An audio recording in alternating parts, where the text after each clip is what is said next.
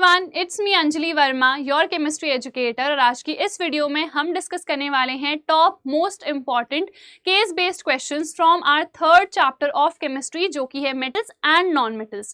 Case based questions को तो हम डिस्कस करेंगे ही, बट उससे पहले एक ट्रिक मैं बता देती हूँ केस बेस्ड क्वेश्चंस को जल्दी से सॉल्व करने की। वो ये है कि यहाँ पे जो भी आपको पैराग्राफ गिवन रहता है ना, आपको इसको रीड करने पहले नहीं बैठना है। भले ही यहाँ पे लिखा रहता है कि read the passage carefully, but आपको रीड नहीं करना है, आपको डायरेक्टली देखना है कि इसमें से क्या क्या क्वेश्चंस आए हैं, क्योंकि यहाँ पे वही चीजें गिवन रहती हैं जो आप ऑलरेडी पढ़ चुके हो। ठीक है, तो आपको डायरेक्टली क्वेश्चंस में जंप करना है और देखना है कि क्या क्या इससे रिलेटेड क्वेश्चंस आए हैं। तो सबसे पहले हम वही करेंगे।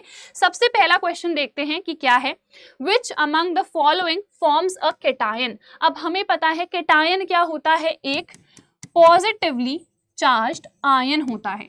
ठीक है, और पॉजिटिवली चार्ज्ड आयंस हमेशा ही मेटल्स बनाते हैं, क्योंकि इनके आउटर मोस्ट शेल में 1, 2 या 3 इलेक्ट्रॉन्स रहते हैं। सो इनको ये रिमूव कर देते हैं और एक केटायन बना देते हैं। ठीक है, और हमें पता है एनायन होते हैं नेगेटिवली चार्ज्ड आयंस, और हमेशा ही जो नॉन मेटल्स हैं वो एनायंस बनाते हैं।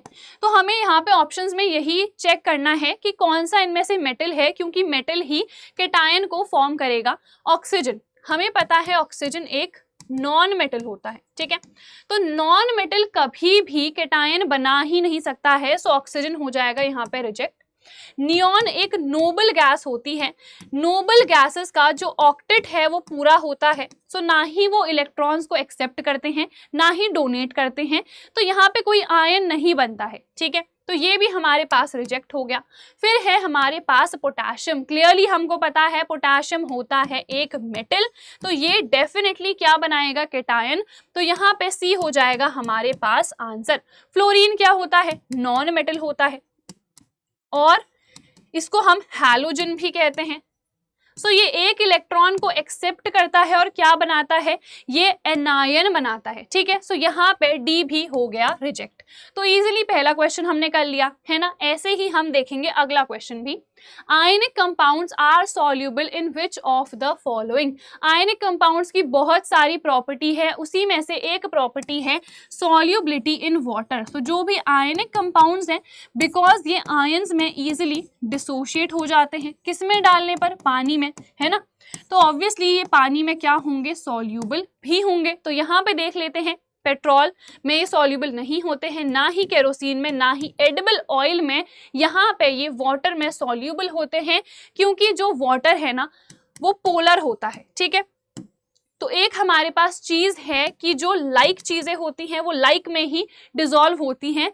Like dissolves like. ठीक है, मतलब दोनों का ही नेचर अगर आयनिक है या पोलर है, मतलब पोलैरिटी अगर वहां पे है, सो वो दोनों चीजें उसमें घुल जाएंगी आपस में। ठीक है, और अगर हमारे पास मान लो कोई एक ऐसा सब्सटेंस होता जो आयनिक नहीं है, तो वो डेफिनेटली इन चीजों में डिसॉल्व होता, बिकॉज ये सब आयनिक नहीं होते हैं, ना ही इनमें पोलैरिटी होती है। ठीक है, तो यहाँ पे बहुत सिंपल है, जो आयनिक कंपाउंड्स हैं वो आयंस में डिसोशिएट होते हैं, यहाँ पे पोलैरिटी है, इसीलिए वो वाटर में डिसॉल्व होता है, बिकॉज यहाँ पे भी पोलैरिटी होती है, क्योंकि इसमें क्या होता है, पोलर कोवलेंट बॉन्ड।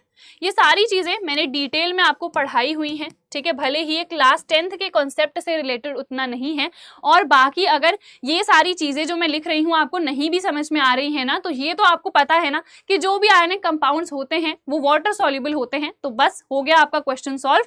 ये चीजें अगर आपको नहीं भी आती हैं, सो दैट इज ओके, क्योंकि ये आपकी हायर क्लासेस में आती हैं। अभी इस टाइप से क्वेश्चन नहीं पूछे जाएंगे, क्योंकि ये आपके सिलेबस में नहीं है। ठीक है, ये वाला क्वेश्चन जरूर आएगा भले ही कि आयनिक कंपाउंड्स किसमें सॉल्युबल होते हैं, सो आंसर होगा वाटर। ठीक है, चलो नेक्स्ट क्वेश्चन देख लेते हैं। Which of the following can change to an anion। अब यहाँ पे एनायन पूछा गया है, which means हमको क्या खोजना है, यहाँ पे से एक नॉन मेटल को खोजना है।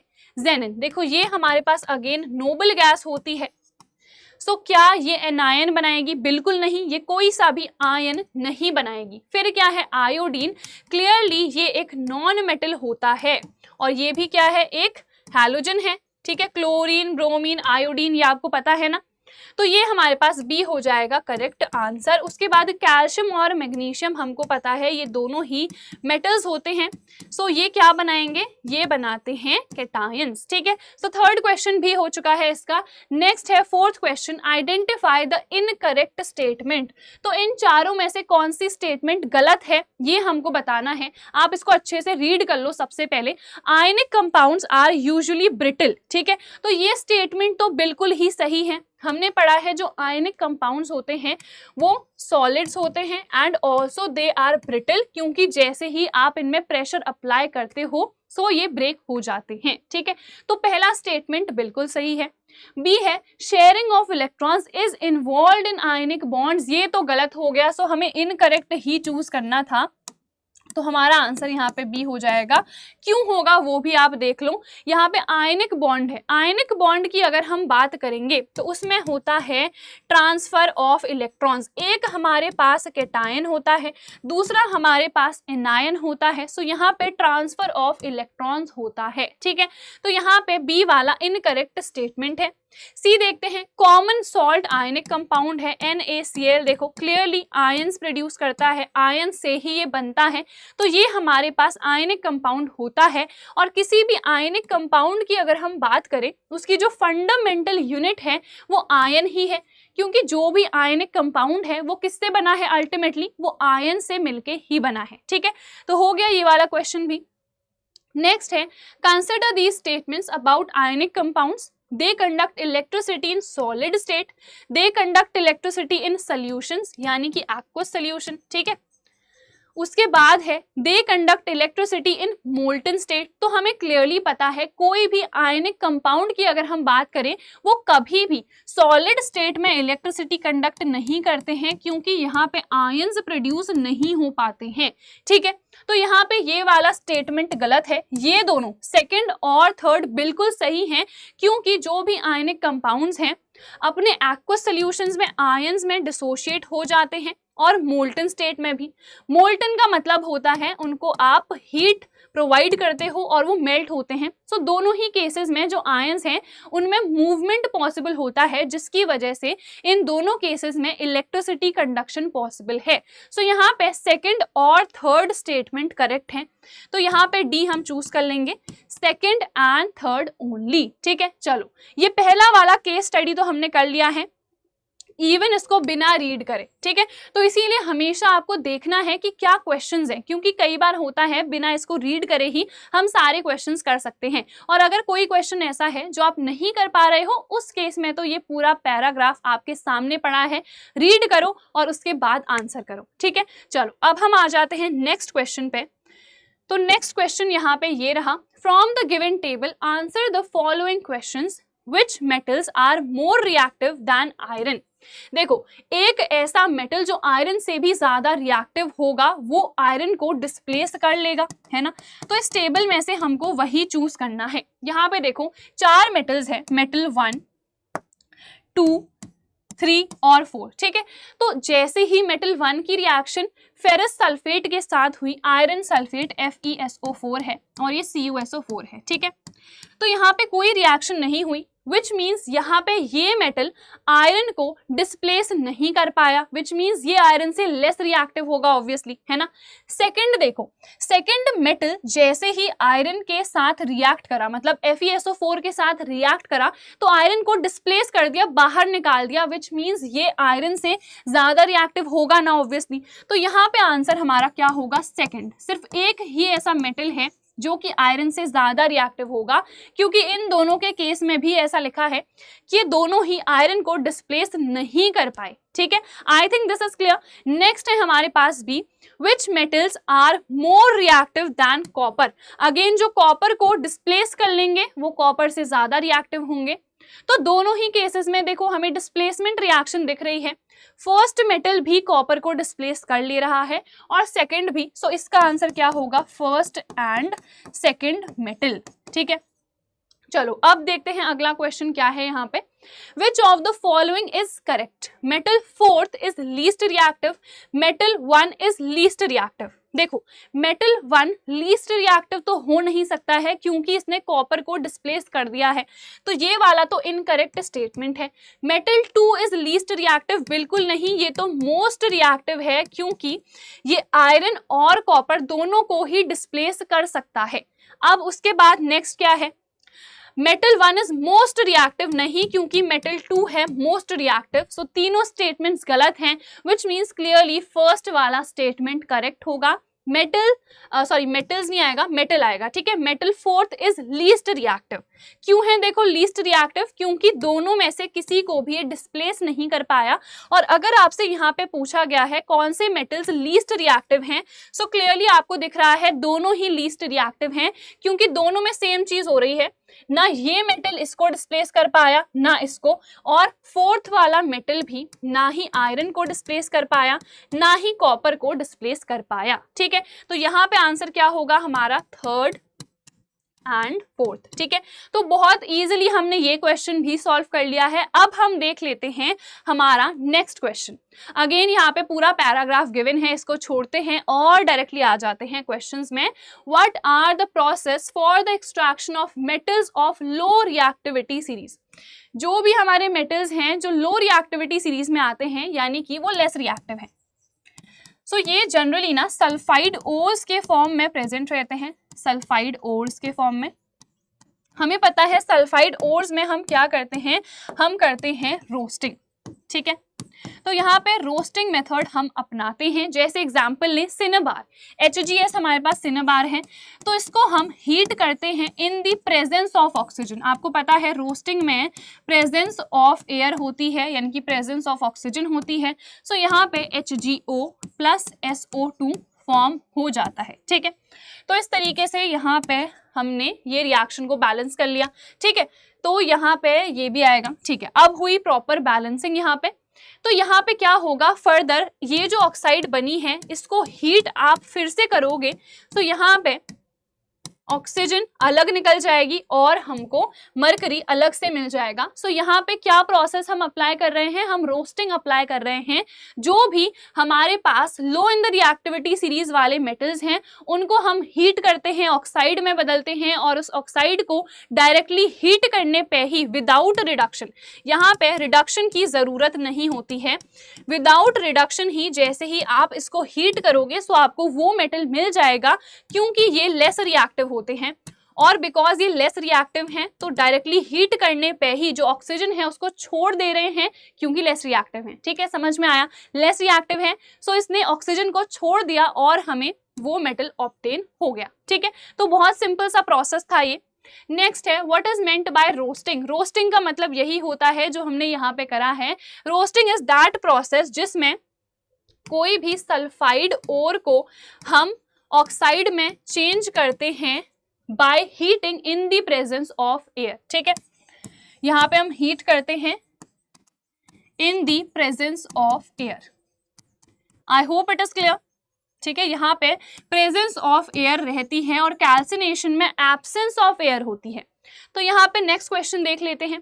Give one example of extracting metals low in the activity series. एक एग्जांपल ऑलरेडी मैं ये दे चुकी हूँ, ये दोनों ही रिएक्शंस आपको यहाँ पे मेंशन करनी है इस वाले क्वेश्चन में, ठीक है। ये वाले क्वेश्चन में आप वही मेंशन करोगे। कॉपर की रिएक्शन भी आप लिख सकते हो, जैसे हमारे पास जो क्यूपराइट होता है वहां से हम कॉपर को कैसे ऑब्टेन करते हैं, that reaction is also correct. और आप सिनेबार वाली रिएक्शन भी लिख सकते हो, ठीक है। अब हम देख लेते हैं next question. What is another name for HgS an ore of mercury. अभी मैंने बताया इसको एक तो हम सिनेबार कहते हैं या फिर इसको हम क्या कहते हैं, मर्क्यूरिक सल्फाइड कहते हैं, ठीक है। तो मर्क्यूरिक सल्फाइड और सिनेबार दोनों ही आप इसको कह सकते हो, ठीक है। अब देख लेते हैं fifth. In which form does metals of low activity series occur in the earth's crust. जो भी हमारे लो रिएक्टिविटी सीरीज में होते हैं, बिकॉज हमें पता है ये बहुत ही लेस रिएक्टिव होते हैं, तो अगर ये लेस रिएक्टिव है तो ये रिएक्ट नहीं करेंगे आसपास की चीजों से, ठीक है। तो यहाँ पे ये मेनली नेटिव स्टेट या फ्री स्टेट में ही पाए जाते हैं, ठीक है। ये होगा हमारा आंसर। बट जैसे हमारे पास कॉपर है, सिल्वर है, तो जनरली ये सल्फाइड्स के फॉर्म में पाए जाते हैं। भले ही ये लो इन द रिएक्टिविटी सीरीज हैं, बट कई बार ये सल्फाइड्स के फॉर्म में भी पाए जाते हैं। तो ये भी क्वेश्चन हमारे पास हो चुका है। अब हम आ चुके हैं फोर्थ क्वेश्चन में। अगेन हम डायरेक्टली चले जाएंगे क्वेश्चंस पे। कैल्सिनेशन क्या होता है? कैल्सिनेशन इज दैट प्रोसेस जिसमें जो भी हमारे पास कार्बोनेट ओर्स हैं इनको हम चेंज करते हैं ऑक्साइड में बाय हीटिंग। अगेन हीट तो यहाँ पे भी करते हैं but in the absence of air. ठीक है, यहाँ पे एयर की प्रेजेंस नहीं होती है, एब्सेंस ऑफ एयर रहती है, या फिर हम कहेंगे लिमिटेड सप्लाई ऑफ एयर। ठीक है, चलो नेक्स्ट क्वेश्चन यहाँ पे देखो। Give a suitable example for the process roasting. तो जो अभी हमने प्रोसेस लिखा था सिनेबार के लिए वो भी रोस्टिंग ही है, आप वहां पे उसको भी लिख सकते हो, या फिर हम जिंक सल्फाइड के लिए भी लिख लेते हैं। यहाँ पे अगेन ऑक्सीजन की प्रेजेंस होगी बिकॉज प्रेजेंस ऑफ एयर है, इसको हम हीट करते हैं। सो यहाँ पे ZnO और SO2 हमको मिल जाता है। ठीक है, तो इस तरीके से इसको बैलेंस कर लेते हैं। 6 ऑक्सीजन और वहां पे भी 6 ऑक्सीजन हो गए हैं। सो ये प्रोसेस क्या है? हमारे पास रोस्टिंग है। नेक्स्ट है what is the process of converting metal oxide to metal. कोई भी मेटल ऑक्साइड है उसको मेटल में आप by the help of reduction करोगे। ठीक है, तो कैसे करेंगे? देखो जिंक ऑक्साइड हम ले लेते हैं, ये मेटल का ऑक्साइड है, इसका रिडक्शन करते हैं bye the help of carbon, क्योंकि कार्बन क्या होता है? एक अच्छा रिड्यूसिंग एजेंट होता है। ठीक है, तो यहाँ पे क्या होगा? Zn हमें ऑब्टेन हो जाएगा और इसके साथ साथ कार्बन मोनोऑक्साइड प्रोड्यूस होती है। तो देखो यहाँ पे क्या हो गया? ये रिडक्शन हो गया और हमें ZnO का ही रिडक्शन करना था उसके मेटल में। ऑक्साइड से मेटल हम by the process of reduction obtain करेंगे। ठीक है, I think this is clear. अब हम देख लेते हैं अगला क्वेश्चन। अगला क्वेश्चन क्या है? Name some other reducing agent which can be use to extract metal from metal oxide. देखो अभी हमने कहा कार्बन का हम यूज करते हैं, इसके अलावा हम एल्यूमिनियम का भी यूज कर सकते हैं, बट इसका मेनली हम थर्माइट रिएक्शंस में ही यूज करते हैं।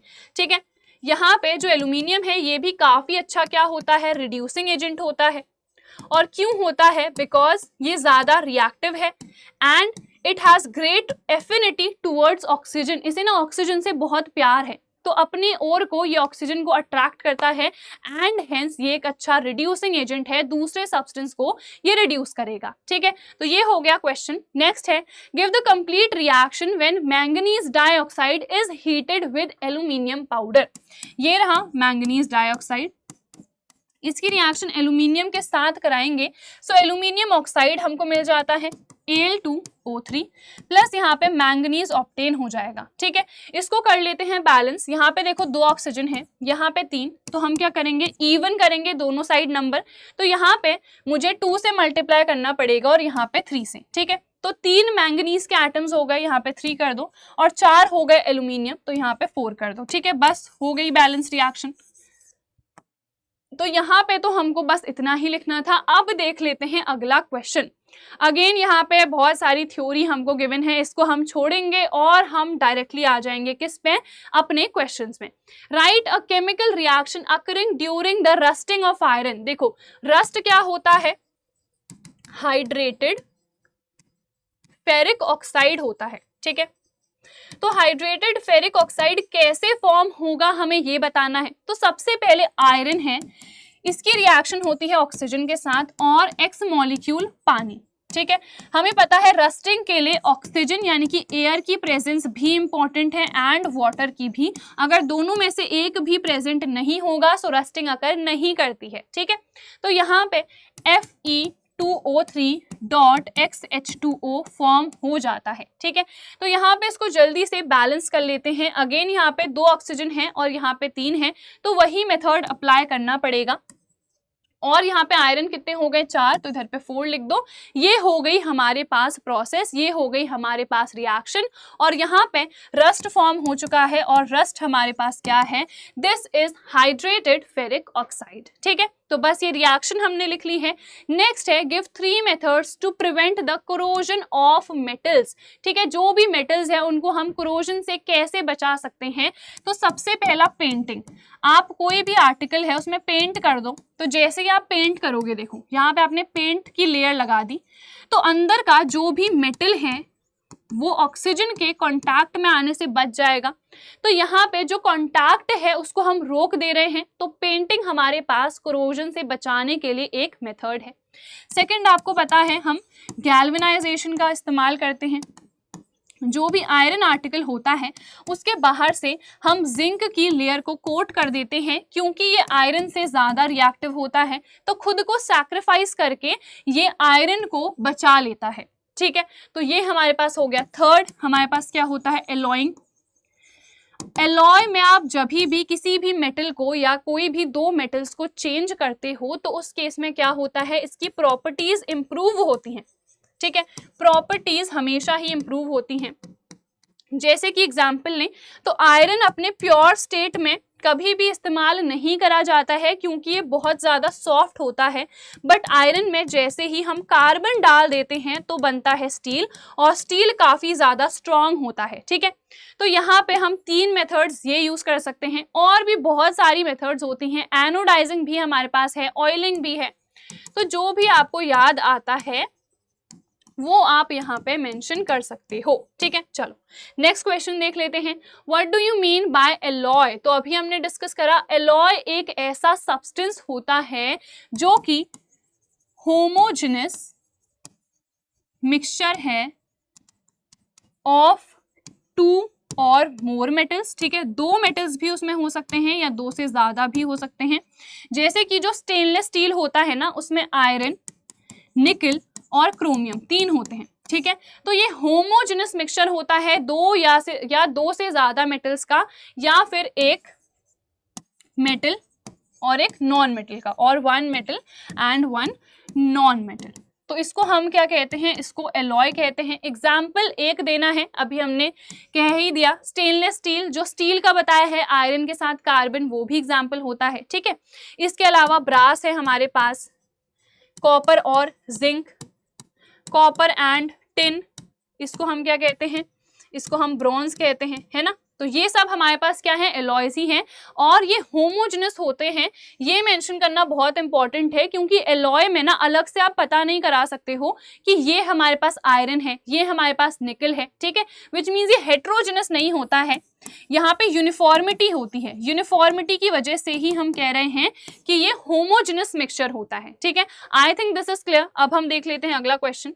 नेक्स्ट है, what is meant by galvanisation? अभी हमने डिस्कस करा, इट इज दैट प्रोसेस जिसकी हेल्प से हम आयरन को प्रोटेक्ट करते हैं फ्रॉम कोरोजन, और इसमें हम आयरन आर्टिकल को कोट करते हैं with a layer of zinc. तो इस प्रोसेस को हम क्या कहते हैं, गैल्वेनाइजेशन कहते हैं। बहुत ही सिंपल सा प्रोसेस है।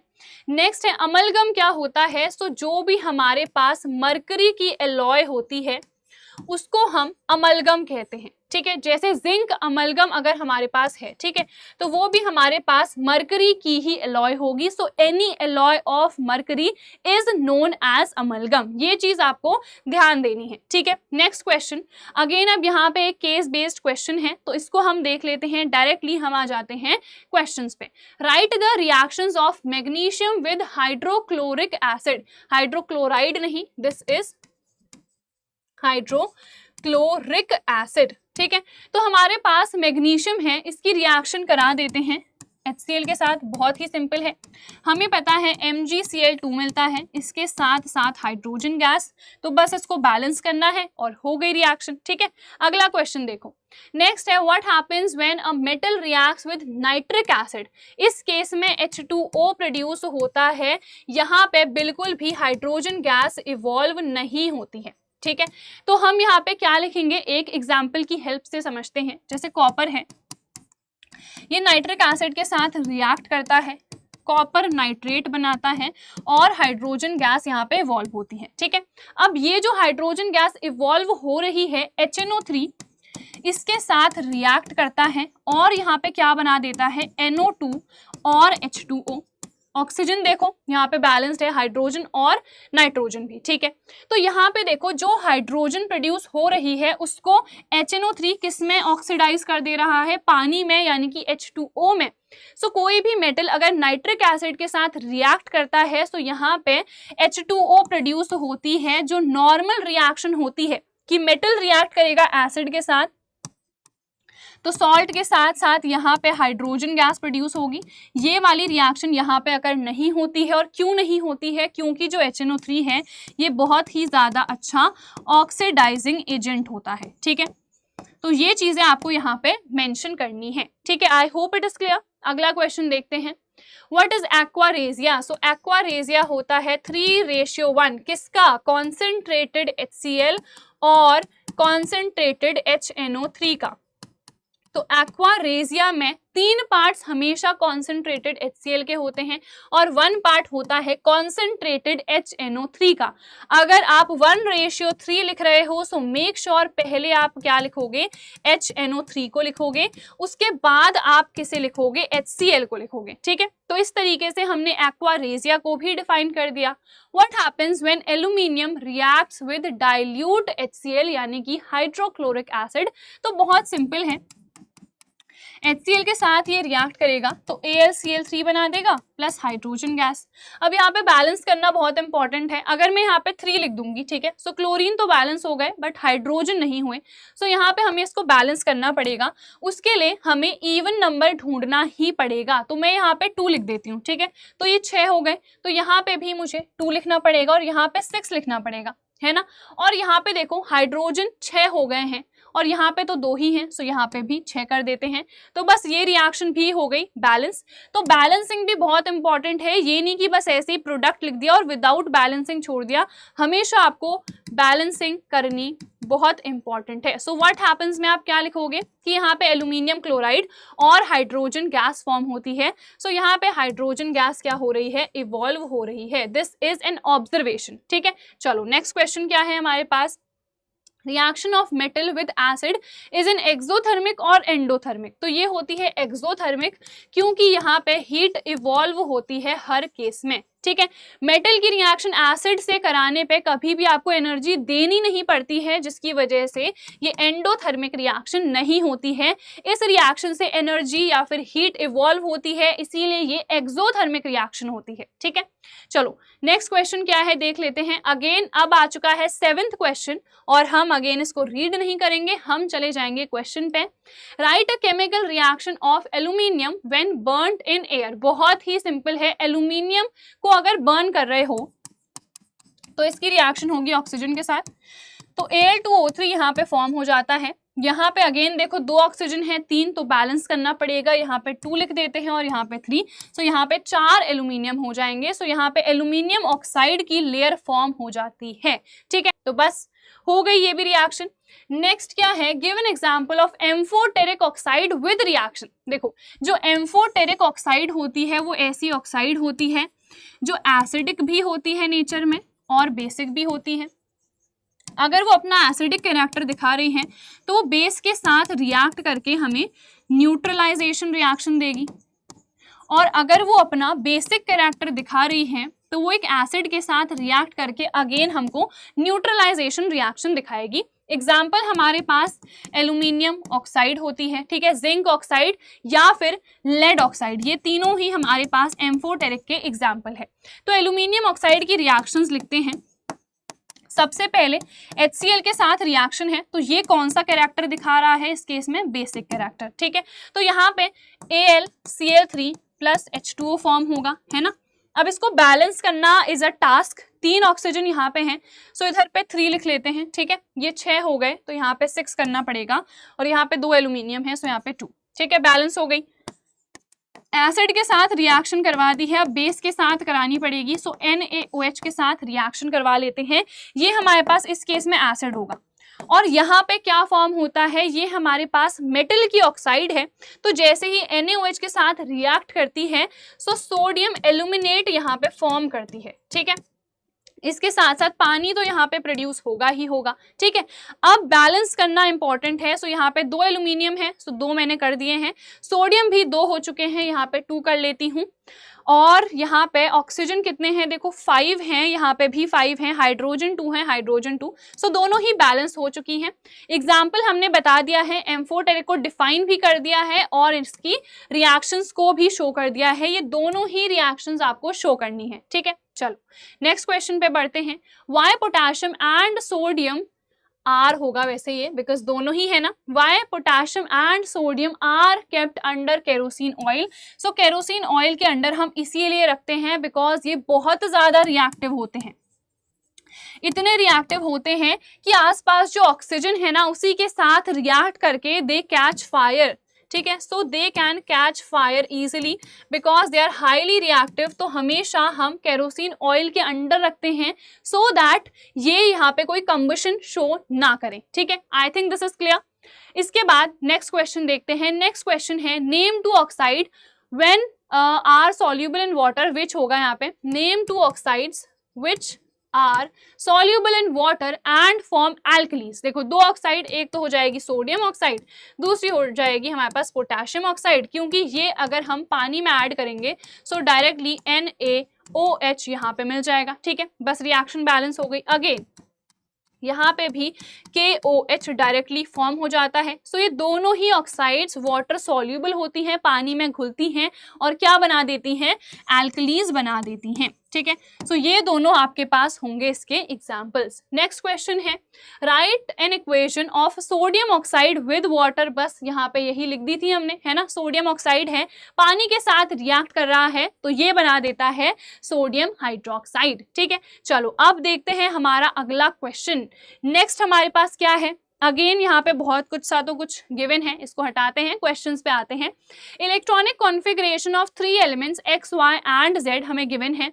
X का है 2, Y का है 2,8,7, Z का है 2,8,2, ठीक है। अब यहाँ पे क्या लिखा है, which of the following is correct.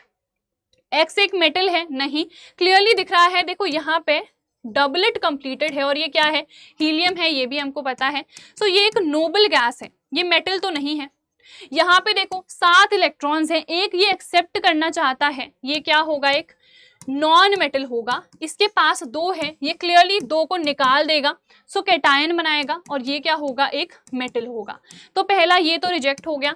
Z is a non metal, नहीं ये तो मेटल है तो ये भी रिजेक्ट हो गया। Y इज अ मेटल, नहीं, Y is a non metal, तो D ही बचा, D हो जाएगा करेक्ट। Y है हमारे पास नॉन मेटल, बिल्कुल सही, और Z है हमारे पास मेटल, बिल्कुल सही। Next question, element X reacts with element Y to form a compound Z, ठीक है।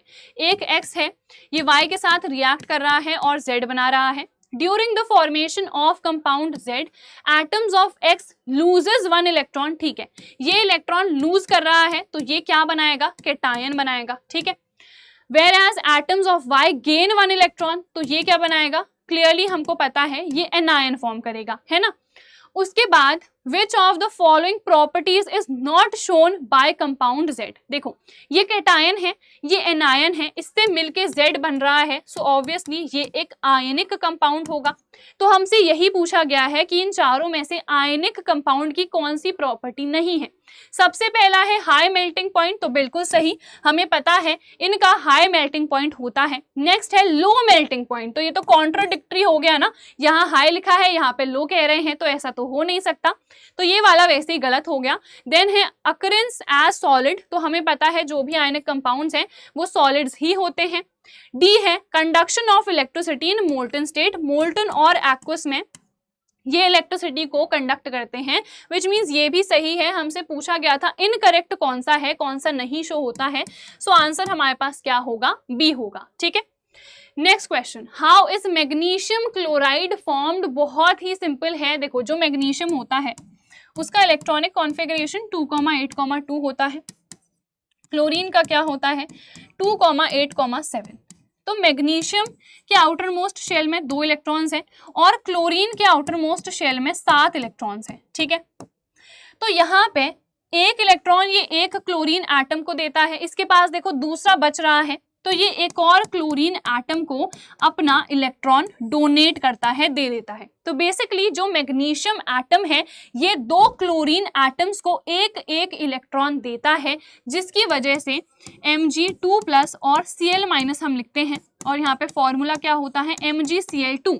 देखो Cl2 का मतलब ही क्या है कि यहाँ पे 2 क्लोरीन के एटम्स हैं, सो क्लियरली यहाँ पे 2 क्लोरीन के एटम्स हैं और एक इलेक्ट्रॉन मैग्नीशियम हर एक क्लोरीन एटम को डोनेट करता है। तो इस तरीके से मैग्नीशियम क्लोराइड बनता है बाय ट्रांसफर ऑफ इलेक्ट्रॉन्स।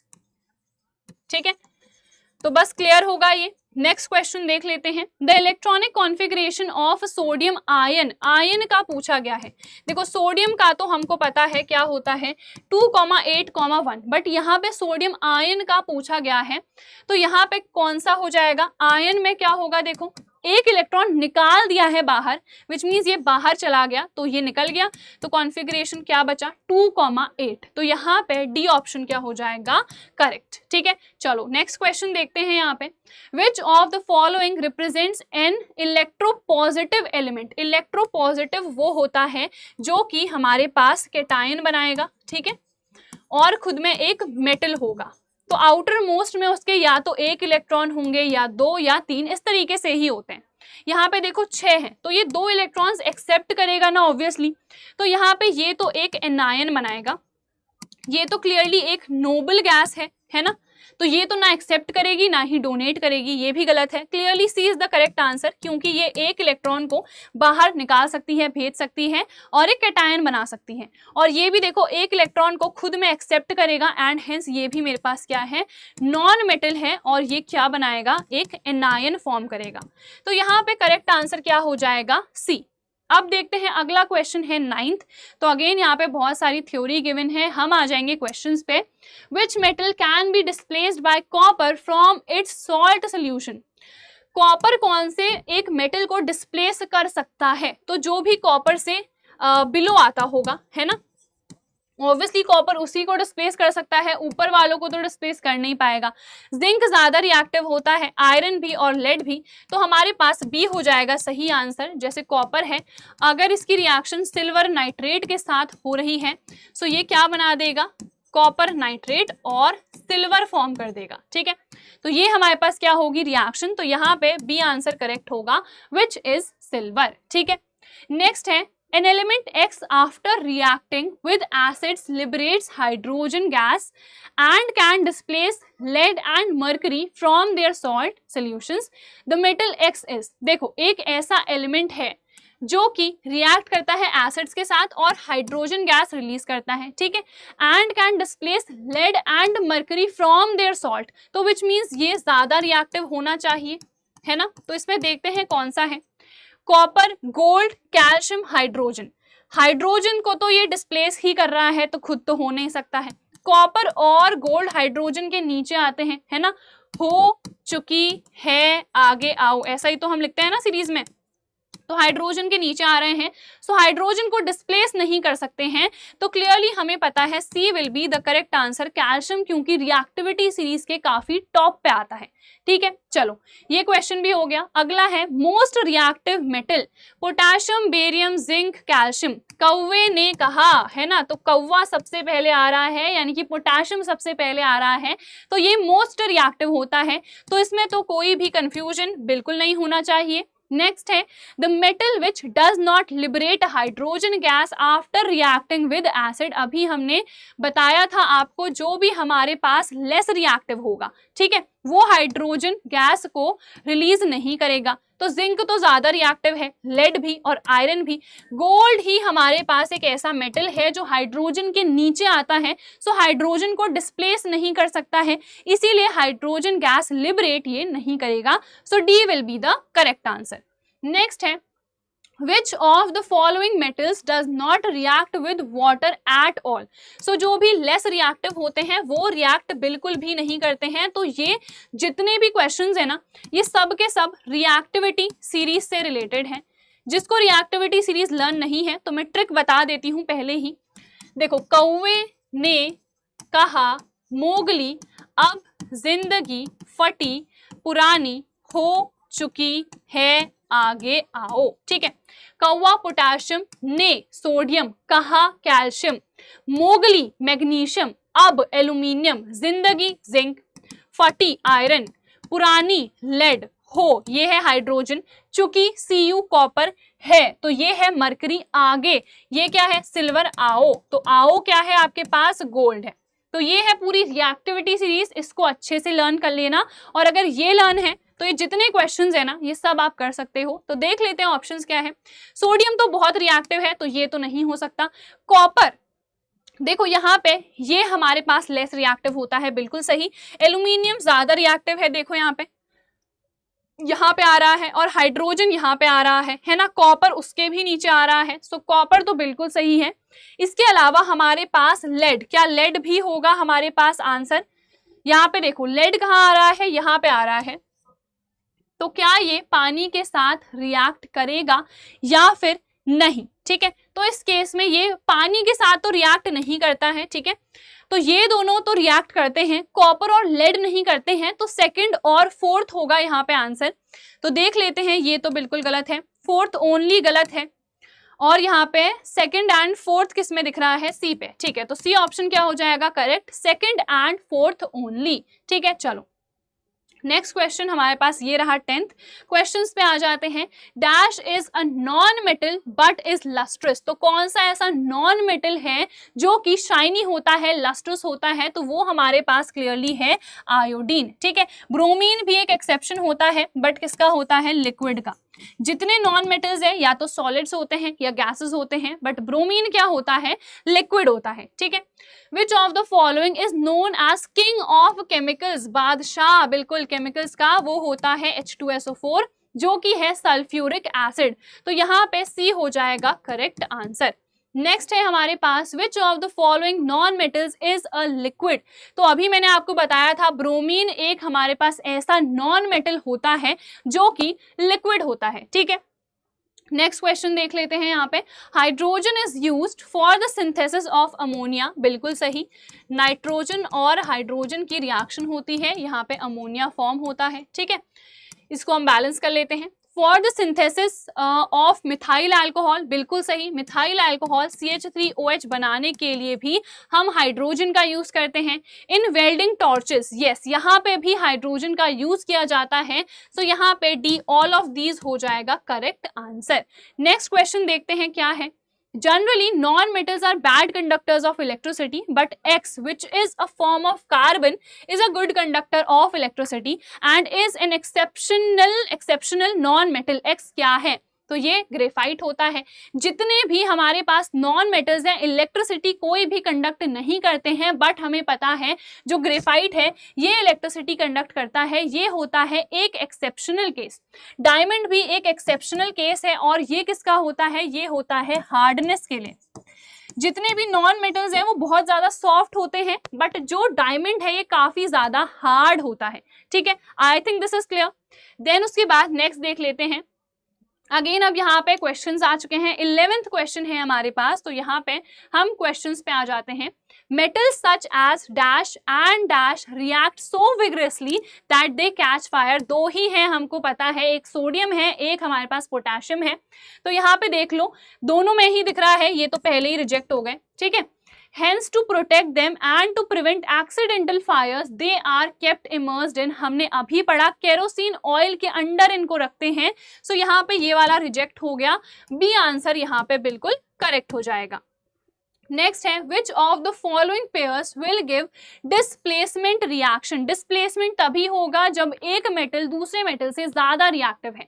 सो यहाँ पे कॉपर प्लस NaCl, क्या कॉपर सोडियम से ज्यादा रिएक्टिव है, नहीं। सो ये डिस्प्लेसमेंट रिएक्शन नहीं दे सकता है। फिर आते हैं हम एल्यूमिनियम और MgCl2 में। कौवे ने कहा मोगली, अब तो मोगली क्या आता है पहले, मैग्नीशियम पहले आता है। सो ये इसको डिस्प्लेस नहीं कर सकता, ठीक है। तो ये भी रिजेक्ट हो गया। FeSO4 एंड सिल्वर, तो क्या Ag Fe को डिस्प्लेस कर सकता है, बिल्कुल भी नहीं, ये तो वैसे इतना कम रिएक्टिव होता है ना। तो ये हो गया रिजेक्ट। ये हो जाएगा सही, copper is more reactive than silver, तो ये इसको इजिली डिस्प्लेस कर सकता है। सो डी हो जाएगा यहाँ पे करेक्ट आंसर। नेक्स्ट है there are 4 metals K, L, M and N, identify them by using hints given below. के एक बेसिक ऑक्साइड बनाता है, यानी कि ये एक मेटल तो होगा ही, ये हमको पता है। कौन सा होगा? देखो जिंक क्या बनाता है? जिंक एम्फोटेरिक बनाता है, ठीक है। तो विच मीन्स पहला वाला तो मैंने रिजेक्ट कर दिया, बाकी 3 ऑप्शंस अभी भी अवेलेबल हैं। और देखते हैं, L एक एम्फोटेरिक ऑक्साइड बनाता है, तो L को देखो, ये तो पहले ही रिजेक्ट हो गया है ना, तो इन तीनों में देखो, तो यहाँ पे देखो सोडियम एम्फोटेरिक बनाता है, नहीं। क्या कॉपर बनाता है? नहीं। क्लियरली हमको पता है जिंक बनाता है एम्फोटेरिक, तो यहीं से डी आंसर आ गया है। बाकी को भी देख लेते हैं।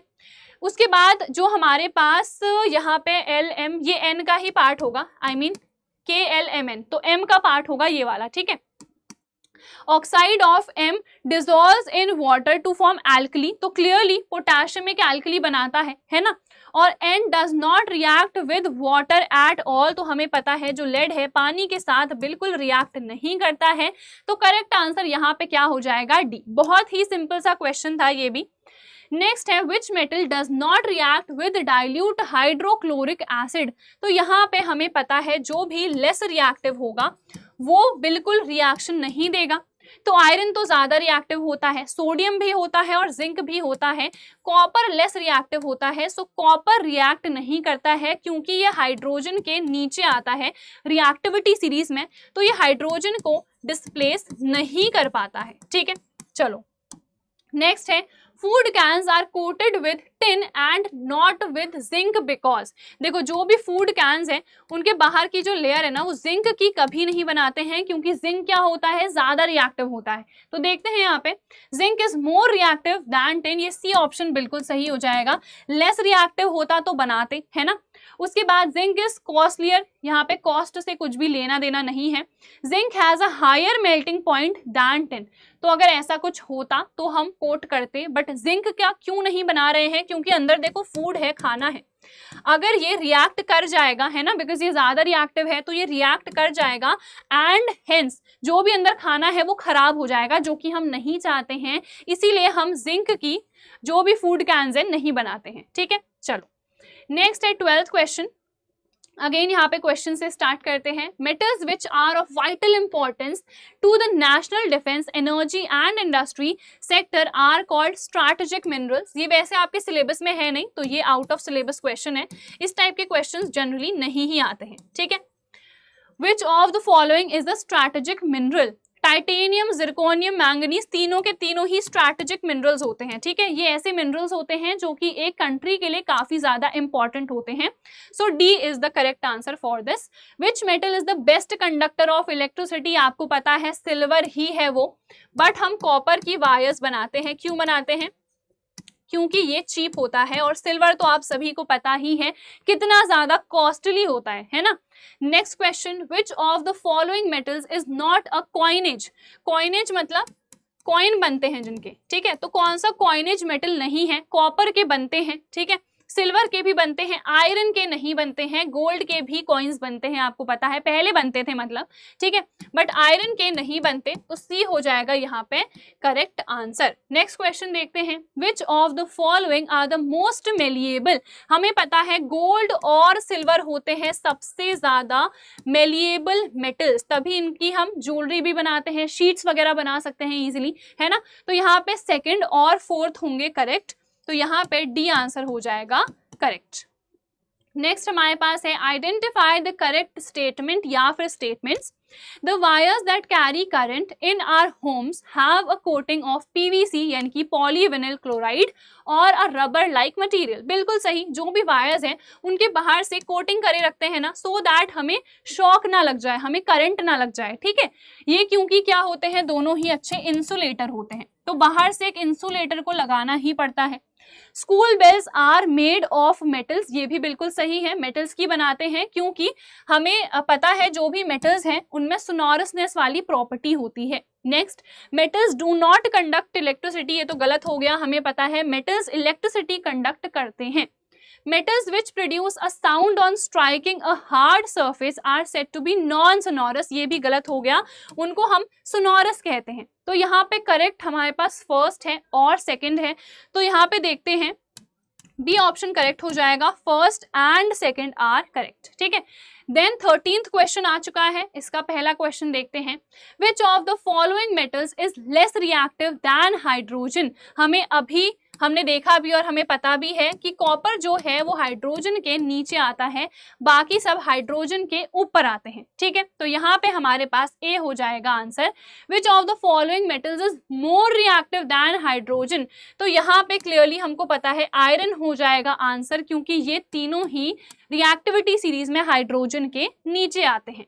नेक्स्ट है, Which of the following metals reacts vigorously with oxygen?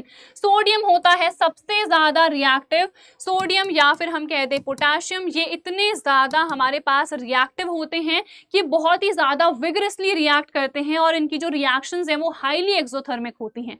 ठीक है, नेक्स्ट क्वेश्चन आप देखो यहाँ पे, Which of the following represents the correct order of reactivity for the given metals? यहाँ पे देखो, रिएक्टिविटी सीरीज को बोलो और आंसर करो। कौवे ने, तो यहाँ पे ने सबसे पहले आता है, इन दोनों को रिजेक्ट कर दो। कहा मोगली, मोगली दोनों में है। अब जिंदगी, तो ए एल पहले आता है, तो बस हो गया, ए हो गया यहाँ पे करेक्ट आंसर। ठीक है, जो रिएक्टिविटी सीरीज की ट्रिक है बस उसको लर्न करो, उसको बोलते जाओ और सारे आंसर्स ना आप ऐसे ही कर लोगे। ठीक है, चलो नेक्स्ट क्वेश्चन देखते हैं। Hydrogen gas is not evolved when a metal reacts with nitric acid यानी कि HNO3, बिकॉज ये एक बहुत स्ट्रॉन्ग ऑक्सीडाइजिंग एजेंट होता है।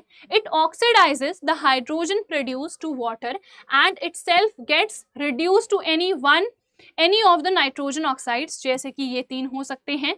But dash and dash react with very dilute HNO3, हमें पता है मैग्नीशियम और मैंगनीज हैं हमारे पास ऐसे दो एक्सेप्शनल मेटल्स। ठीक है, ये है हमारे पास एक्सेप्शंस। ठीक है, अब देखते हैं अगला क्वेश्चन।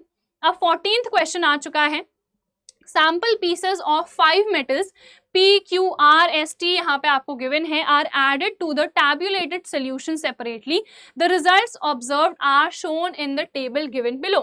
तो देखो P, Q, R, S, T ये हमारे पास मेटल्स हैं। ठीक है, इनकी रिएक्शन CuSO4 के साथ हुई, सो ये चेंज देखने को मिला।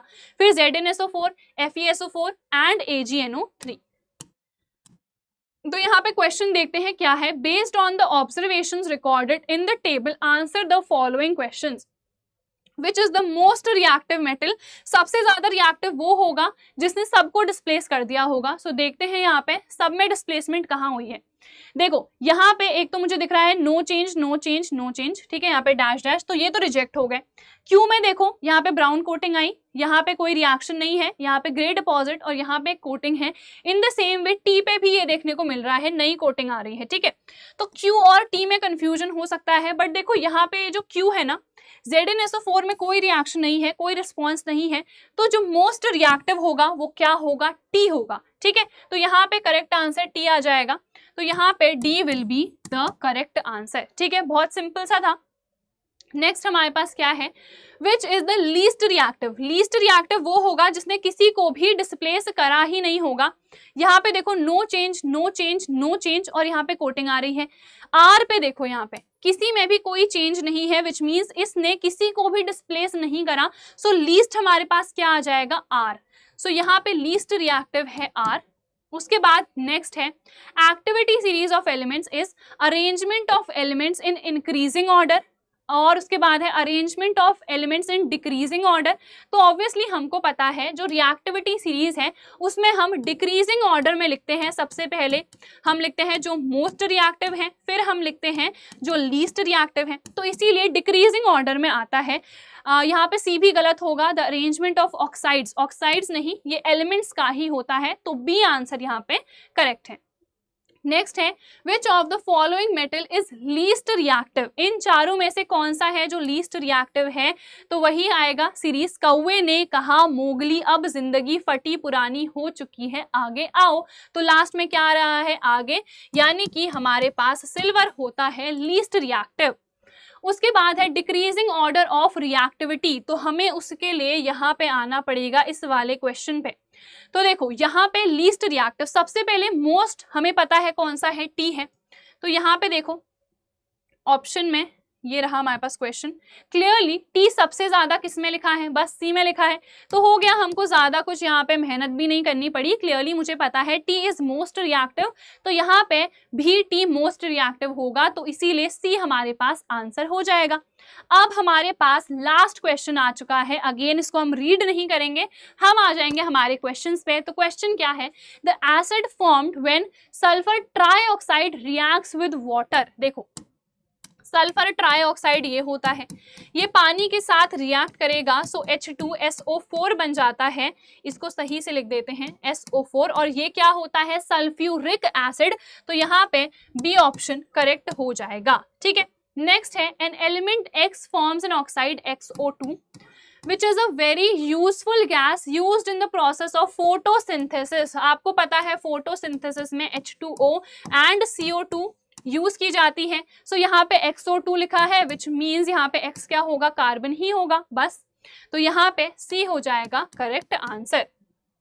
नेक्स्ट है non metals generally act as oxidising agents, reducing, या दोनों ही। तो बहुत सिंपल है, देखो जो नॉन मेटल है इसमें ऑक्सीजन भी आता है, और आपको पता है ऑक्सीजन क्या होता है, ऑक्सीडाइजिंग एजेंट होता है। तो बस यहाँ से लर्न हो गया, ऑक्सीजन अगर एक ऑक्सीडाइजिंग एजेंट है, सो जितने भी नॉन मेटल्स होते हैं ना वो ऑक्सीडाइजिंग एजेंट्स होते हैं, जो मेटल्स होते हैं वो रिड्यूसिंग एजेंट्स होते हैं। जैसे सोडियम जो है अपने आयन में बदलता है, और यहाँ पे लॉस ऑफ इलेक्ट्रॉन हो रहा है। ये प्रोसेस होता है ऑक्सीडेशन का। जहाँ पे भी ऑक्सीडेशन का प्रोसेस होता है तो वो खुद में क्या होता है, रिड्यूसिंग एजेंट होता है। ठीक है, तो जो भी मेटल्स हैं वो अच्छे रिड्यूसिंग एजेंट होते हैं, और जो भी नॉन मेटल्स हैं वो अच्छे ऑक्सीडाइजिंग एजेंट्स होते हैं। ठीक है, ये क्वेश्चन भी हमने कर लिया है। अगला, विच of the following elements produces basic oxide on reacting with oxygen. Oxygen के साथ रिएक्ट करने पे बेसिक ऑक्साइड सिर्फ और सिर्फ मेटल्स ही बनाते हैं। सो इसमें मेटल कौन सा है, क्लियरली बस मैग्नीशियम ही है। ये तीनों तो हमारे पास नॉन मेटल्स हैं, तो आंसर क्या हो जाएगा इस केस में, डी हो जाएगा। ठीक है, नेक्स्ट क्वेश्चन एंड आखिरी क्वेश्चन है, which of the following is the covalent hydride, यानी कि यहाँ पे कोवेलेंट बॉन्डिंग होगी। कोवेलेंट का मतलब आपको पता है कि यहाँ पे शेयरिंग हो रही होगी। सो देखो CH4 यहाँ पे डेफिनेटली शेयरिंग है, बिल्कुल सही। NH3 इसमें भी शेयरिंग ही होती है, ये N है, यहाँ पे H बना लो। ठीक है, इस तरीके से यहाँ पे एक एक इलेक्ट्रॉन की शेयरिंग चल रही होती है। ठीक है, तो यहाँ पे एक इस तरीके से हमने बना लिया। ठीक है, 1 2 3 4 5, तो यहाँ पे नाइट्रोजन का भी ऑक्टेट पूरा होता है और हाइड्रोजन का भी। सो ये भी कोवेलेंट है और ये भी कोवेलेंट होता है, यानी कि डी हमारा आंसर हो जाएगा, ऑल ऑफ दीज। तो H2S कैसे बनता है, देखो यहाँ पे सल्फर और यहाँ पे 2 हाइड्रोजन, तो यहाँ पे एक एक हाइड्रोजन के मैंने इलेक्ट्रॉन्स बना दिए हैं। उसके अलावा देखो क्या होगा, एक एक तो यहाँ शेयर कर दिया, इसके पास कितने बचेंगे, 4। ठीक है, तो यहाँ सबका ऑक्टेट क्या हो चुका है, पूरा। सो तीनों के तीनों में क्या है, कोवेलेंट बॉन्डिंग है। तो सारे क्वेश्चंस हमने बहुत अच्छे से कर लिए हैं। आई होप आपको ये वीडियो पसंद आई होगी। Do not forget to like, share and subscribe to this channel, and हम मिलेंगे हमारी नेक्स्ट वीडियो में। Till then take care and all the very best.